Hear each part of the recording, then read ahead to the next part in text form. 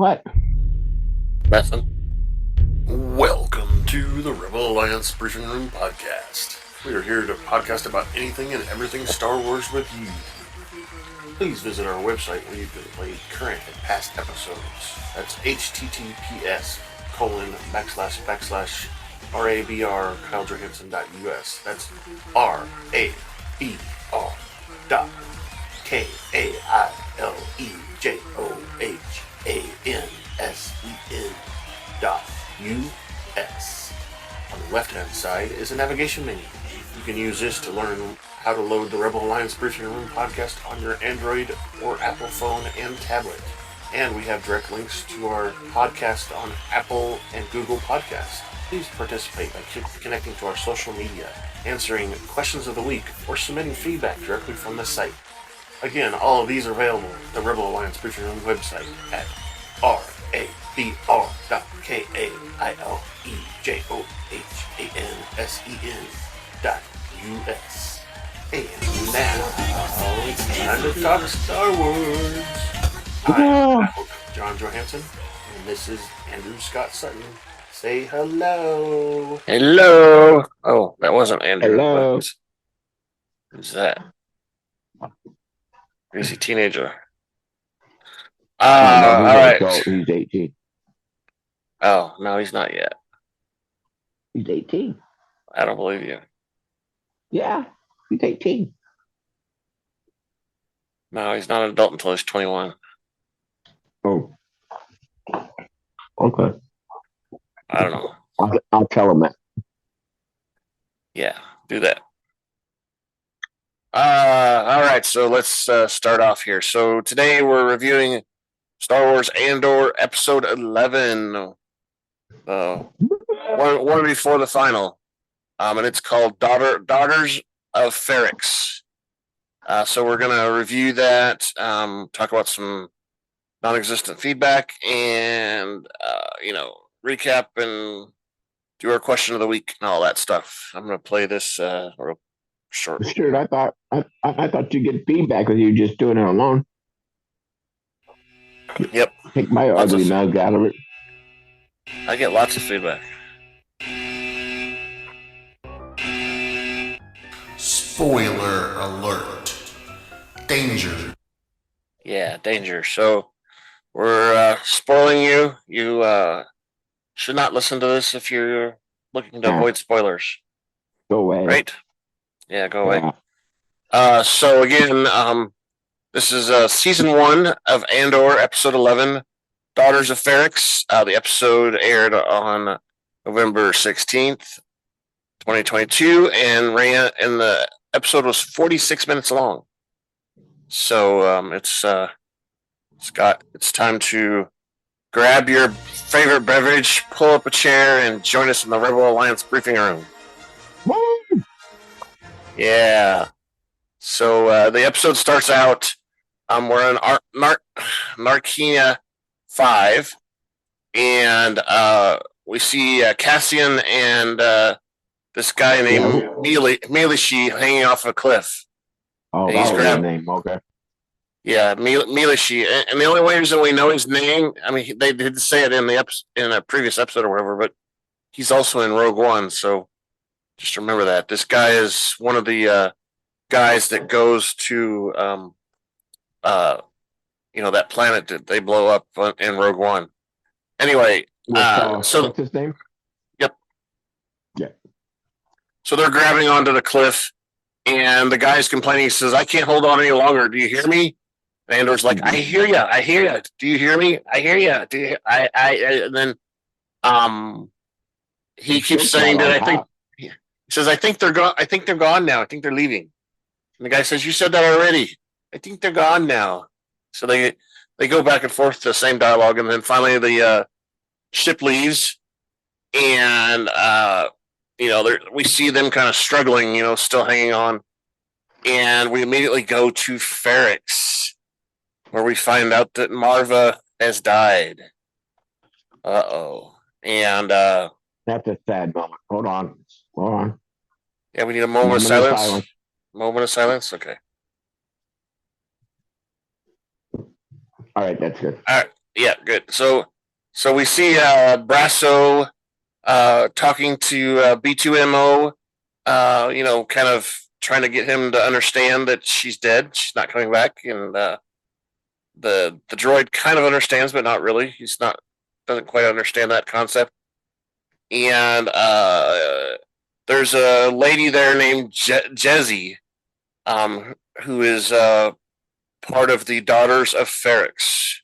Basically, a group of women that when someone's in need, they take care of those needs. Kind of a charity type of thing.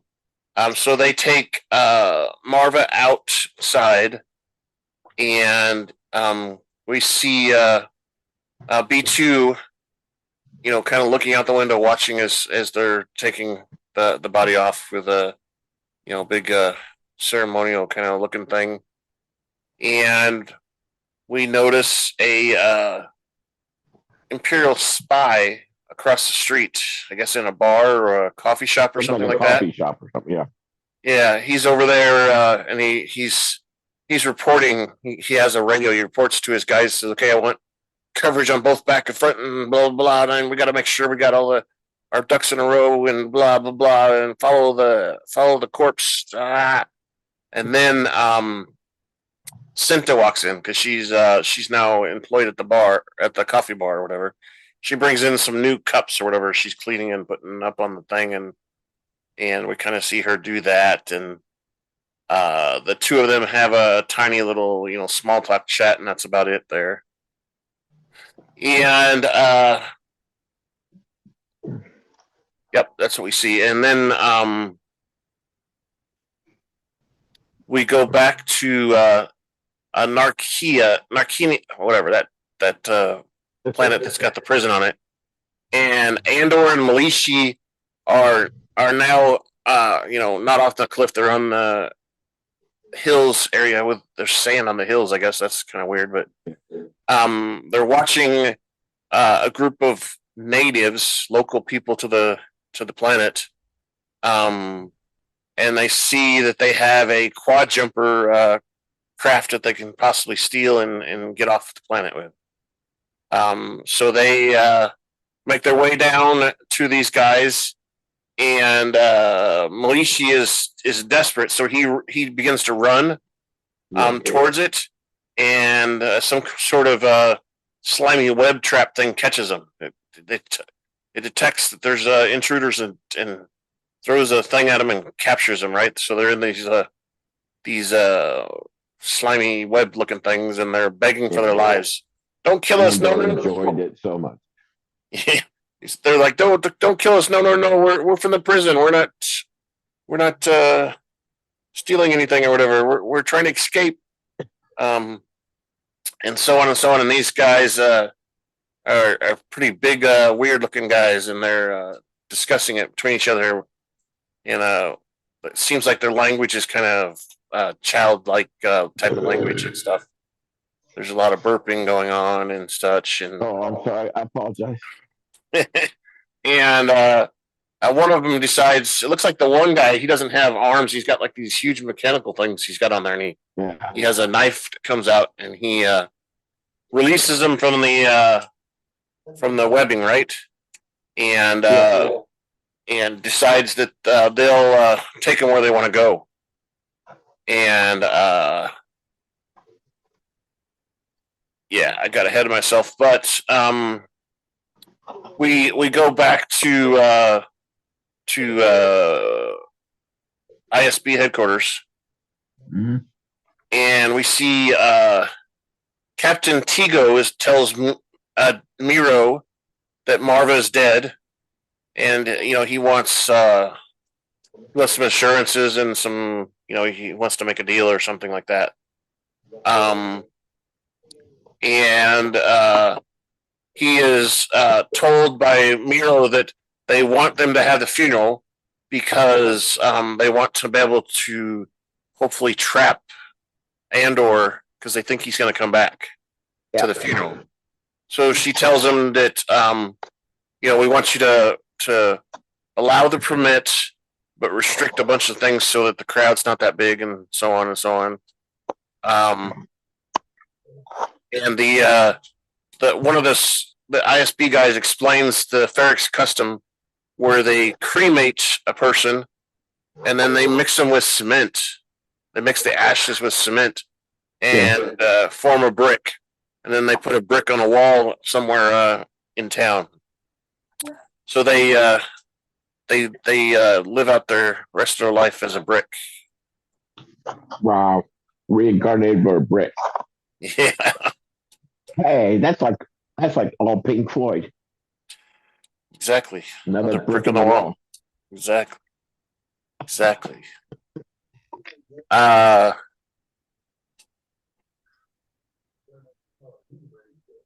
And so they back on Narkina 5, the two natives or whatever, they're talking about how there's 1,000 credits on each one of them for a bounty if they get captured. Mm-hmm. And they're trying to decide if they want to do that, and they're talking about how the planet's waters are killing the squigglies, which I assume is fish. And Andor and them tell them it's the Empire, and of course the Narkians agree, and they want to collect the bounty, but they're sympathetic because the Empire is destroying everything, so they're going to let them escape with them, and like I said, take off somewhere. So they go for Niamos, which is that planet that Andor got captured on, the resort kind of beach planet. That's where that's where he wants to go. And let's see. So we get back on Coruscant. We see Val go to Lutheran's shop, and she's standing out there. They're closed, but she's standing out there hoping that someone will notice her and let her in. And the assistant, what's her name, Keela, lets her in, and Keela's not very happy that Val's there because that's not proper protocol. They're supposed to be keeping apart and not associating with each other. And Val says she's leaving Coruscant tomorrow, and that she has some news for Luthen. And of course, it's about Andor's mother dying, and that there's going to be a funeral. And the rumor is Andor's going to show up for the funeral, right? Yep. So back on Ferrix, they sit there and they walk around the shop talking in code. Yeah, they kind of talk in code a little bit. Empire listens, I guess. I don't know. Yeah, so just in case somebody was listening. So we go back on Ferrix, and Cinta and that ISB spy see Brasso coming back into the Maarvas apartment or whatever you want to call it, and he's talking to B2 again.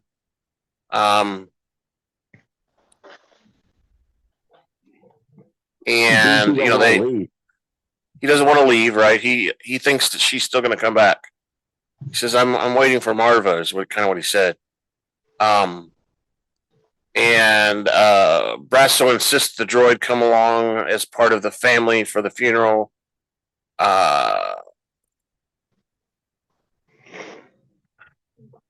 The ISB guy calls somebody the big target, which is probably Andor. They're thinking that he's going to arrive as soon as possible.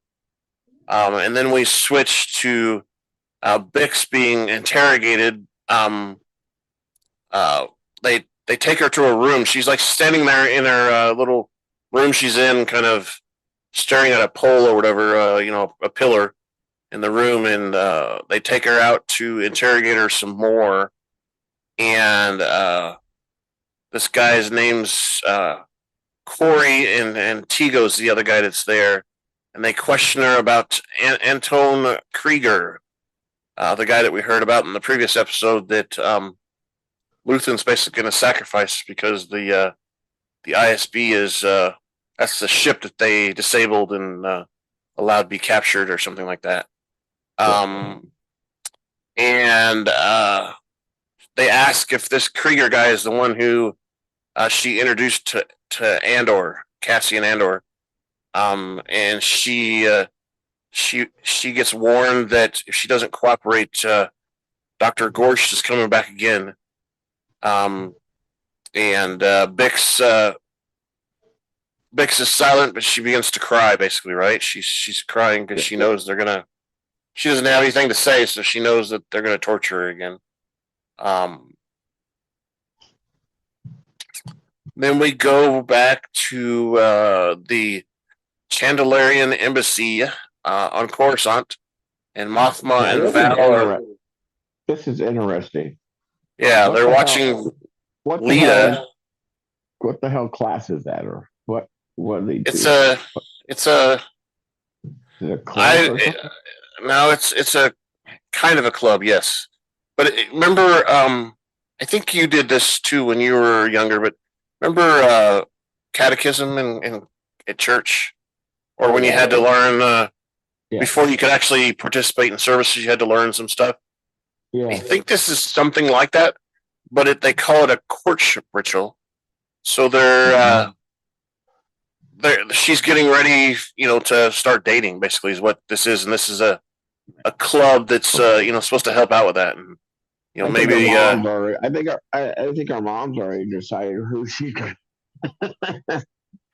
Yeah, I think she's gonna. They're gonna deal, right? Yeah, exactly. And that's usually according to the Chandelarian custom. Marriages are arranged most of the time. So, so they're chanting this vow of courtship and ritual. They're dressed in blue, and there's an elder there that is helping with the ceremony. And I don't know if we ever saw the elder. I just saw a bunch of girls. I didn't see an elder. A bunch of girls walk out in a line. Yeah. Mothma tells Val that Lita is supportive of the custom, which Val considers archaic and old. And Mothma kind of says the same thing, but if Lita's down with it, then she can't really stop her. Mostly because her husband is also kind of supportive of it. He kind of likes their traditions or whatever. So, and Mothma says that. My question is her husband the one that has the money? And is that why she's trying to get the money back, because he's going to find it missing? No, I don't think so. I think the money is riding her coattails. Yes. He's just riding the coattails. He's out for the glory, right? All right. I think it's her family's fortune. Okay. He might have had some fortune, but I think she had more. Because she had to have money to run for senator and stuff like that. So, but it's the empire that she's worried about, because they're scrutinizing people's bank accounts so they can figure out who's paying for what. Who's paying for all this money towards the rebellion. That sounds familiar. Yeah. And we find out between conversations here between Mothma and Val that she was the one that was funding Luthen, and Val's like, "Oh, I didn't know you were doing all of that funding. That was all you." They set up multiple accounts to take care of it all, but there's one account that's not correct because it's 400,000 credits short.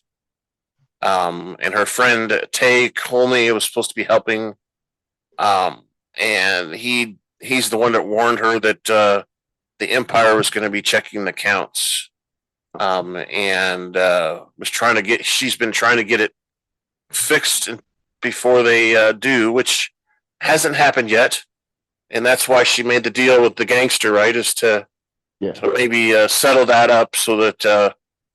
And she's not very happy about that, I don't think. No, because I guess his son's going to marry her daughter.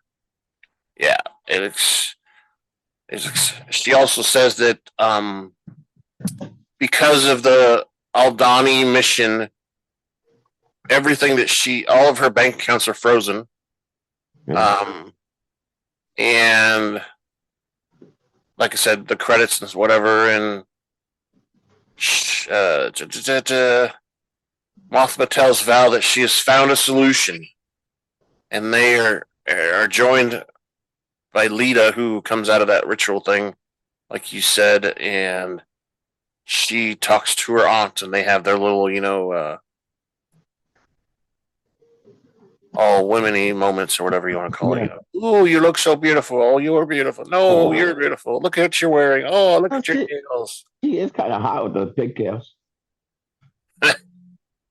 Yeah, maybe a little bit, but they run out. Okay.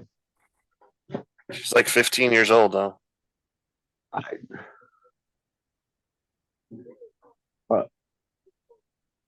Yeah, the elder didn't have no line. She just shut the conference room door or something, when she was the last one out. Oh, okay. Right. Yeah, then she looked pretty weird too. Yep. And then we switch over, and Cyril's mom, Edie, knocks on his door to his room and says, "Hey, you got a phone call." Phone call. And he talks to one of his sergeants that he used to be over on Morlana, and this guy is talking to him, and he's like in the middle of a yard where they're doing all kinds of work. He explains it's some sort of welding kind of thing going on, really loud welding machine or whatever. Anyway, he's telling Syril that Andor's mother died, and that he's pretty sure that Andor's going to show up at the funeral. So, everybody's pretty sure he's going to show up. Yeah. Which is kind of funny. Andor hadn't even called yet. Right. He hasn't even called yet. He doesn't even know yet. At least at this point, he's about ready to know, though, because we're almost. Yeah, I just think. He doesn't know. Yeah. Exactly, and everybody else thinks he's coming back except for him. Mm-hmm. So this kind of gives some hope to Syril that Andor is going to be there, and he's going to be able to capture him. We see him,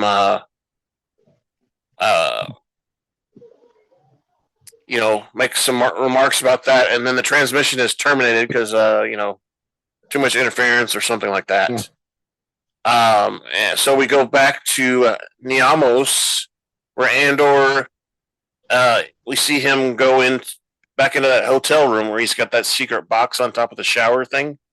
Yeah. And he gets that box and checks it to make sure everything's there, and walks out, and we see him walk past a sleeping alien guy that's sleeping there. He's in the middle of the day, I guess, sleeping, whatever. But they have toucans on that planet. Blue toucan. He had some wavy little tentacle thing coming out by his mouth or whatever. That's funny. Wow. Oh, yeah. Yes. I thought he took more credits than that. Well, that's just a stash he had beforehand. Oh, okay. So anyway, we see him steal the case, and that's all we see. We switch to Luthen arrives back on that planet that Saw Gerrera's on. Yeah. And there's a guy they call Two Tubes because he's got two breathing tubes coming out of his face, I guess. Yeah. And they search him, and Luthen insists on bringing his weapon in. They call it a blaster here, but I don't think it was a blaster. It looked more like a stick of some sort, didn't it? Almost looked like a lightsaber to me, but it was too big for a lightsaber.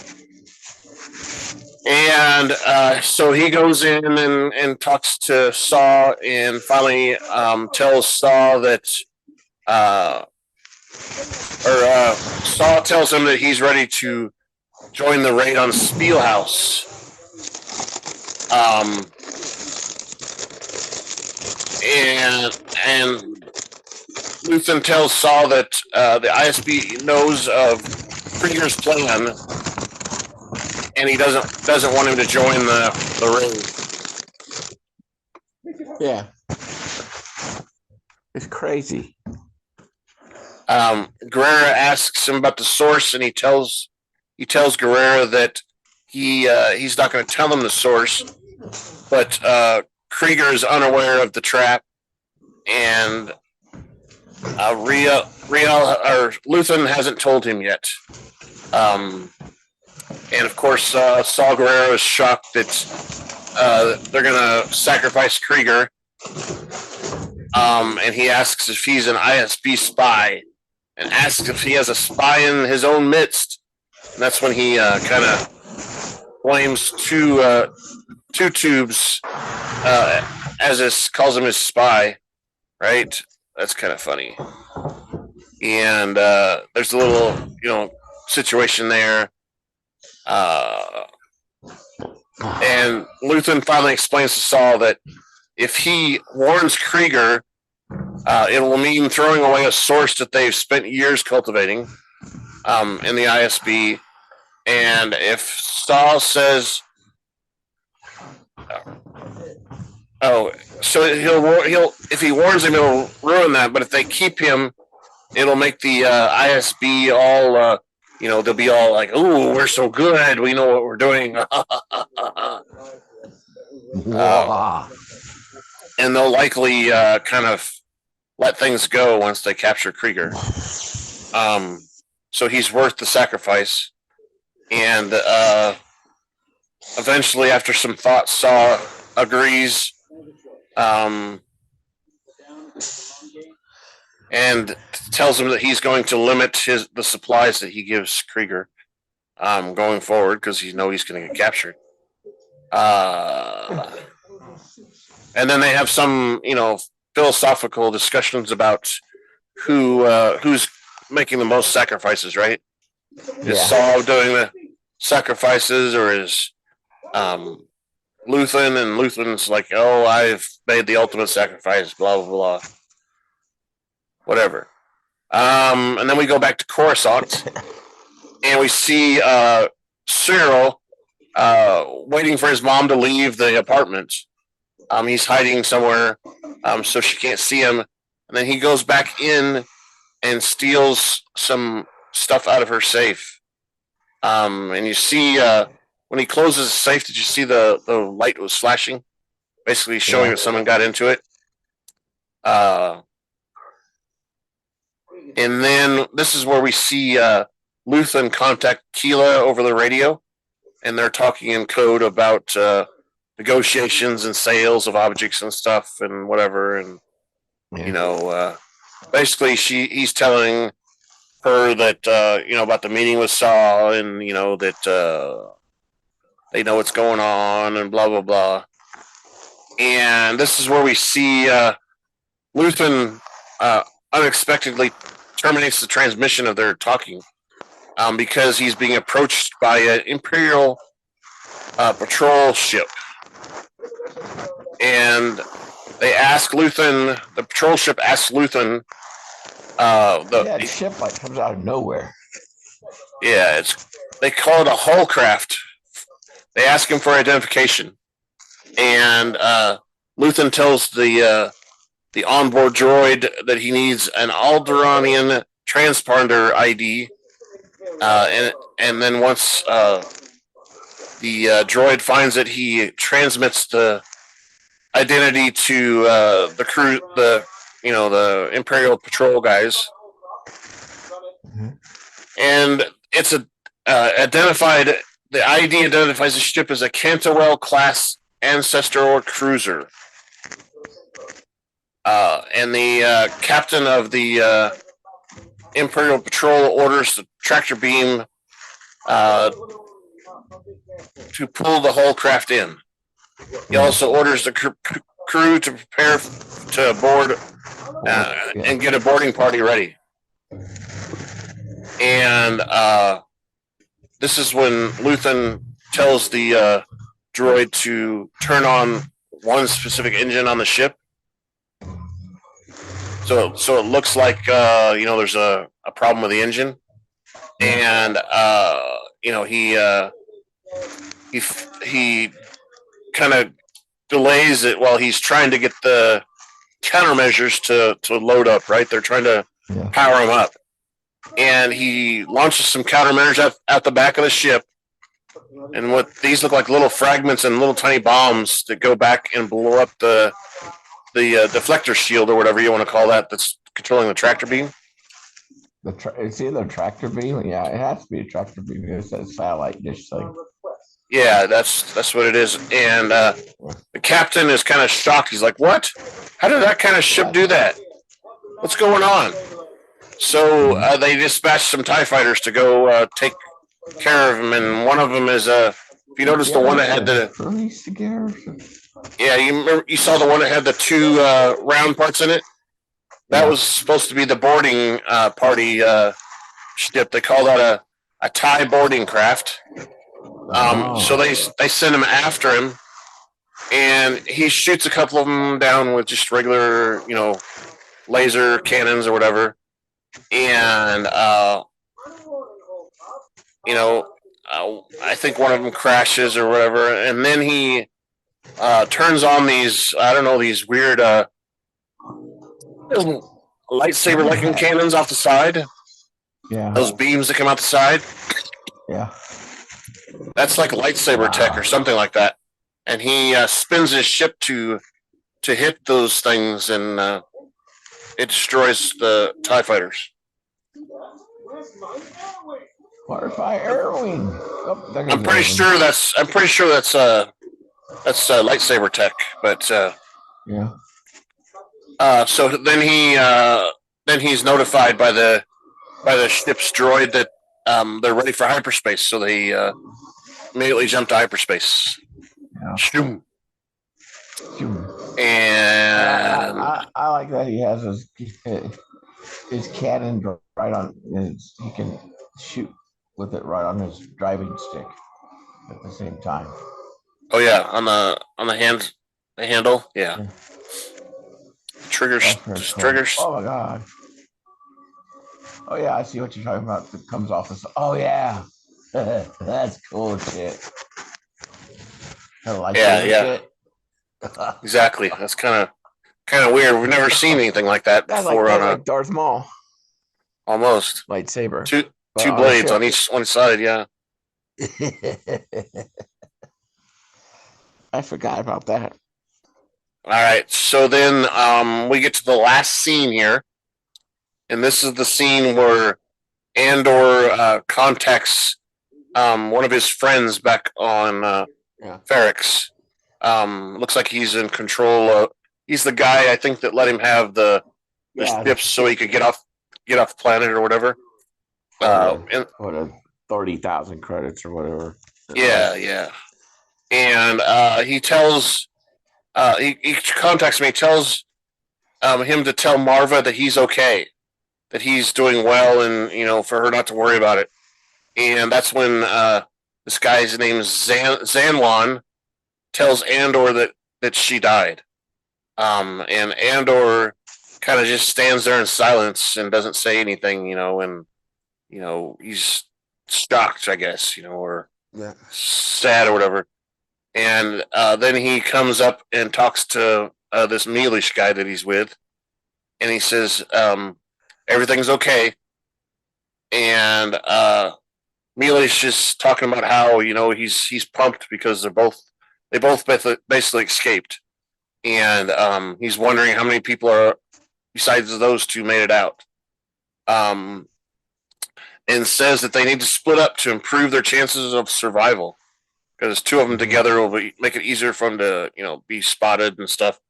And Andor gives him one of the guns that he had in his whatever that locker thing that he stole. Yeah.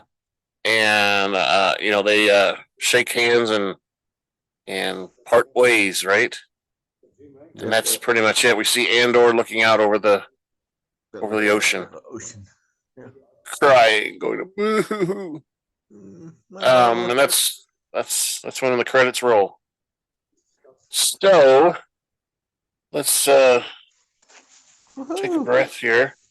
Run this. We are proud to welcome our latest sponsor, Juan's Cantina, where every first week of the month, standard galactic calendar, we celebrate what the ancients call Cinco de Mayo. Come join us at Juan's for the food, mariachi music, and 34 flavors of margaritas. Yeah, margaritas. Right next to the hangar 94 of Mos Eisley Port. On day 2 of the week is Taco Tuesday. All tacos are half a credit each, and enjoy margaritas. Juan's Cantina also serves the galactically famous Dos Camarones Azul Cerveza. Whiskey from Kessel. Thank you again for our latest sponsor, Juan's Cantina. Yeah, get some beer and margaritas. Scott wants whiskey though. Or Mexican moonshine. Moonshine? Oh, okay. Yeah, I got some moonshine, Brent. No gin. Clear, I need No to get some gin? clear though. Okay. So this is what we're going to talk about. Feedback at KyleJohansson.us. Feedback, KyleJohansson.us. All right. So yes, we have a email address, feedback at KyleJohansson.us. That's feedback at KyleJohansson.us. Please send us any feedback you have on this episode. If you think that Scott's burps were in the exactly right place of the whole show. Hey, I add color to this thing. That's right. And, tell us, if you agree with some of our opinions or if you don't agree or if you have other opinions, any of that stuff. While we're talking about feedback, I'm going to kind of talk a minute about how our show is doing. So right now on Spotify, we have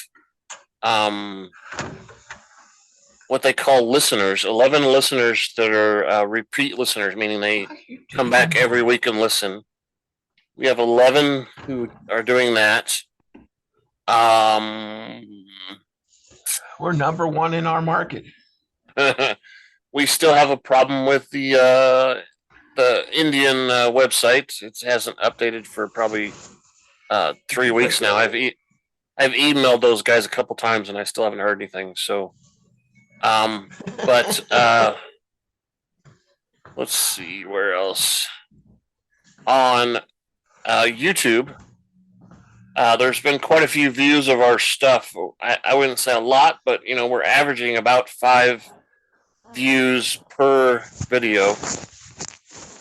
This last one way out, we have over 27 different views of the episode.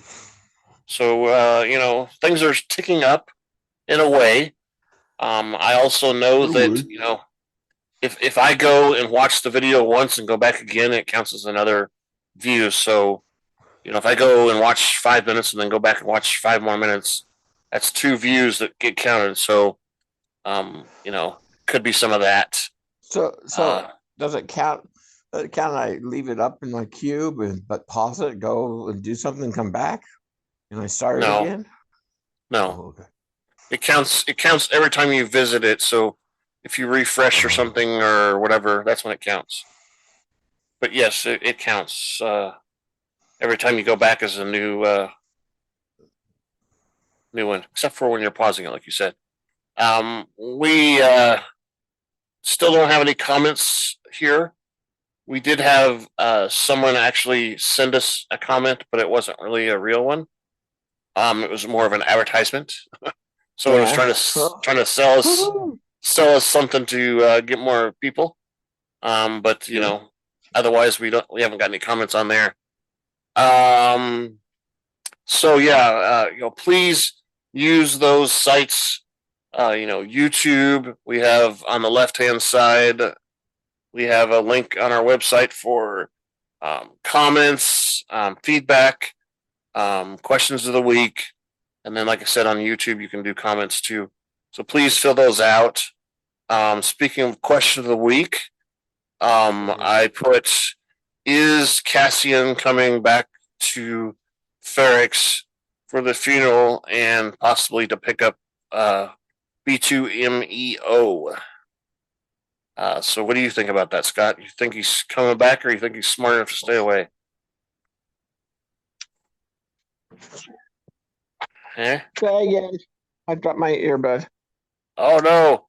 I said, do you think Cassian's going to come back for the funeral, or is he smart enough to stay away?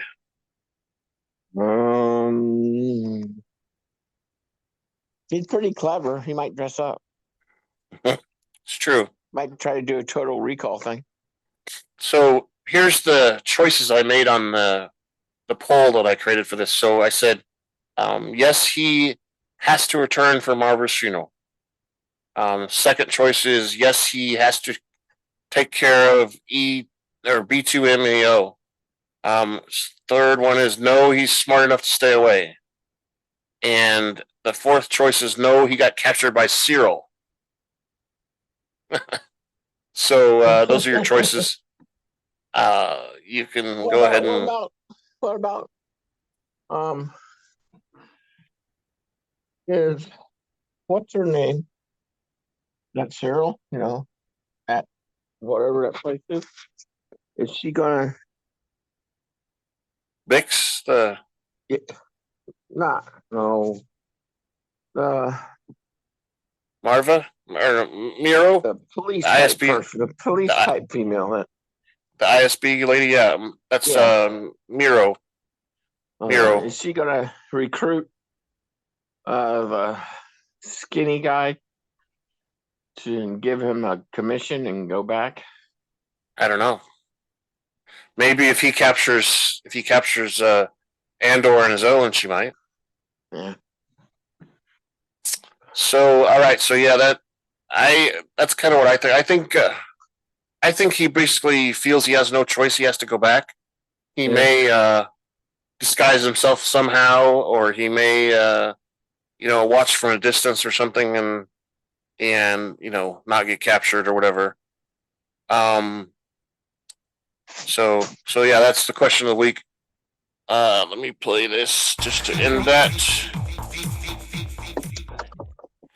All right. So I also wanted to tell you and everyone that after the next episode 12, that's the end of the show for the season, and it won't be coming back until middle of next year.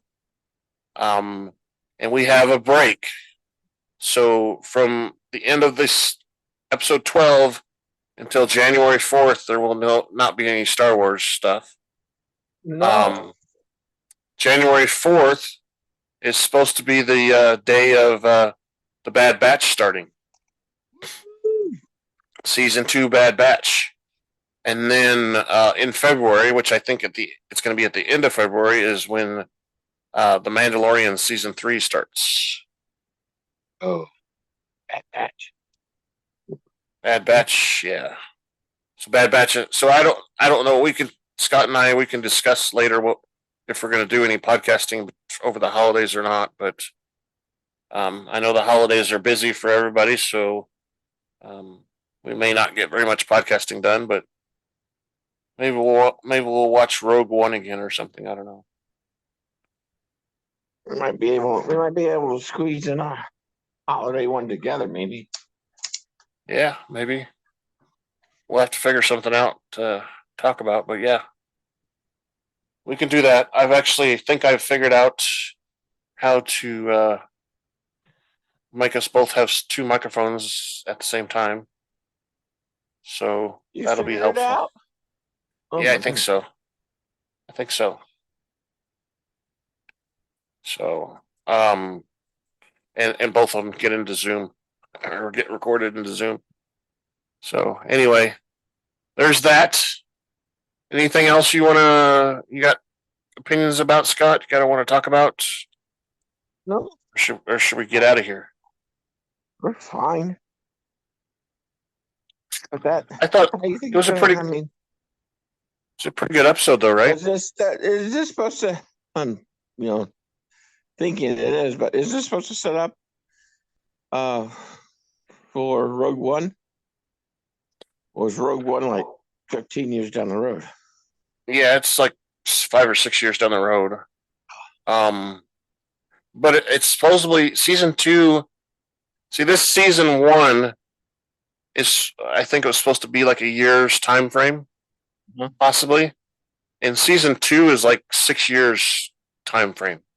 Oh, okay. So it's supposed to, get us through some of the things that happened before Rogue One. To get him into Rogue One, Okay. because we're to believe in Rogue One that he's been, doing the Seems spy like thing he's been, forever.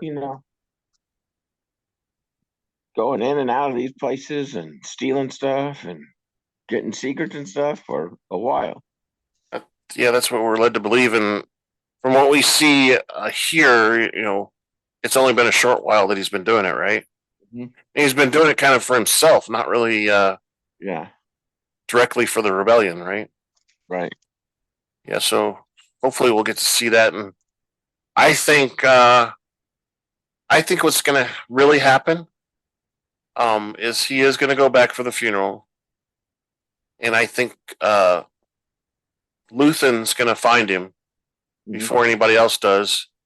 They're going to watch, from a distance. They're going to watch the funeral, and he's going to have, his sad moment. But Luthen's going to take him off, and he's going to meet Saw Gerrera or somebody. I don't know. Mm-hmm. Actually, he probably doesn't meet Saw because in Rogue One, he didn't know who Saw Gerrera was. Yeah. So, who knows what he does? Is Luthen a Sith? I don't think so. I think Luthen's one of the founders of the rebellion. Okay. I personally think, so in like Star Wars, we get a scene. It's one of the pictures I post on Twitter all the time. We get a scene where they're in the briefing room and they're watching that video of that weird thing where they're going to go down the Death Star path and blow it up or whatever. And it's all stick line figures and whatever. Mm-hmm. There's a guy there off to the right that's an old guy with a beard and stuff. And he's got the robes on. It looks like the robes that we saw Luthen when he was standing on that catwalk where there's no railings up real up high. It looks just like him. He almost looks like a Charleston Heston looking guy in Star Wars. And right there with him is Mothma. And then there's a couple other people up there too, but I think he's actually one of those guys. Okay. I don't know that for sure because they never say it. They never say it anywhere in Star Wars. We also see, like, I think it's Empire Strikes Back. They're they're on a ship and they have that round circular briefing room or whatever. Mm-hmm. Remember? And that's when they announced that Solo's a captain or a general of the General Solo. Yeah.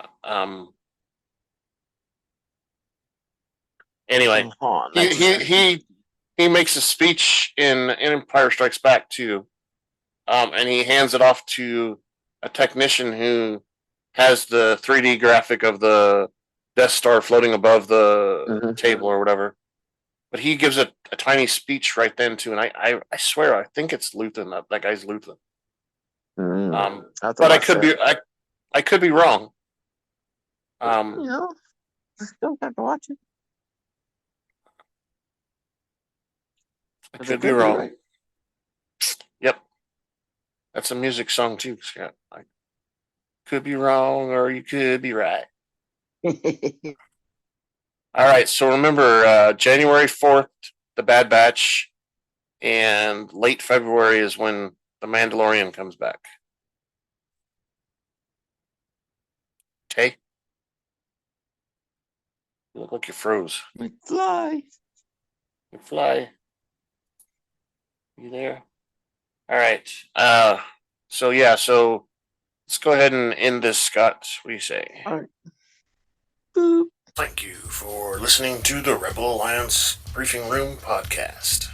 Please visit our website where you can play current and past episodes. That's https://RABR KyleJohansson.us. That's RABR dot KyleJohansson.us.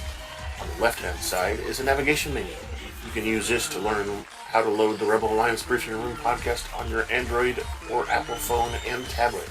And we have direct links to our podcast on Apple and Google Podcasts. Please participate by connecting to our social media, answering questions of the week, or submitting feedback directly from the site. Again, all of these are available at the Rebel Alliance Briefing Room website at RABR.KyleJohansson.us. This podcast in no way is approved, sponsored, or owned by Lucasfilms Ltd., Disney, Disney Plus, or any of its subsidiaries. All opinions are solely owned by Kyle and or Scott, and in no way express the views or opinions of their past or present employers. Views and opinions are not supported or restricted by Lucasfilms Ltd., Disney, Disney Plus, or any of its subsidiaries. Any rebroadcast, reproduction, or any or other use of this podcast and its affiliate sites without consent of Super Duper Podcast Network and its host is prohibited. I am Kyle Johansson, and this is Andrew Scott Sutton. Say goodbye now. Goodbye. Bye now. Have fun. Have a Goodbye. good week. Bye. Don't forget to watch the last episode of Andor, season 1.